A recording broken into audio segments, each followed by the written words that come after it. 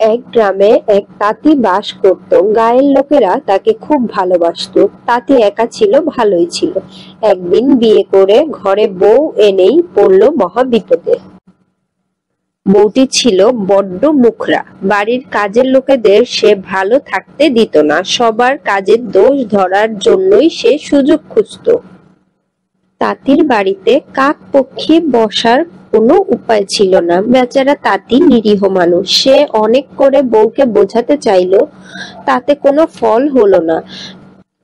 তাকেই মুখ ঝামটা শুনতে হতো। তাঁতির কাজকর্ম মাথায় উঠল, কি করে বউকে বদলানো যায়। অবশেষে উপায় না পেয়ে দেখে বউকে একদিন তার বাপের বাড়ি রেখে এলো।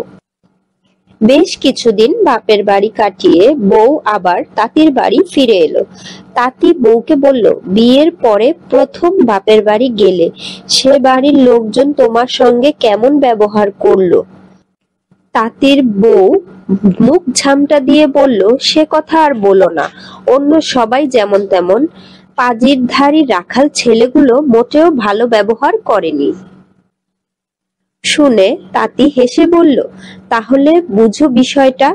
ওই রাখাল ছেলেরা একটু সময়ের জন্য তোমার বাড়িতে থাকে, তবুও ওইটুকু সময়ের মধ্যে এমন ব্যবহার তারা পেত। এতদিন পরে বাপের বাড়ি গিয়েও তুমি সকলের মন জয় করে আসতে পারলে না। এখন এ বাড়িতে সারাক্ষণ রয়েছো, মানুষগুলো কত সুখে আছে নিজেই একবার ভেবে দেখো। মুখরা বউ এ কথার কোনো জবাব করল না। এই গল্পের নীতি কথা হলো, অনেক সময় সামান্য ঘটনা থেকেও বড় সমস্যার সমাধানের উপায় পাওয়া যায়।